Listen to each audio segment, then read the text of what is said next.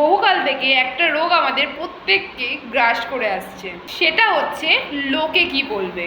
আমরা ছোট থেকে এই জিনিসটা শুনে আসছি, যদি তুই এটা করিস লোকে তোকে কি বলবে।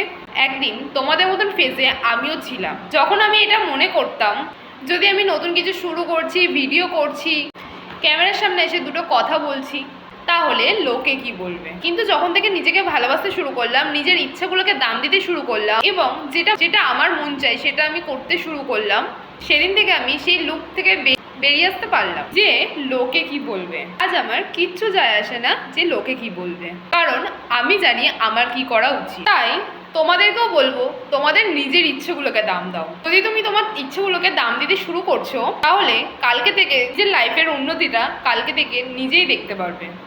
তুমি নিজেকে ভালোবাসতে আগে শেখো, তাহলে লোকে কি বলবে এই জিনিসটা তোমার কাছে ম্যাটার করবে না।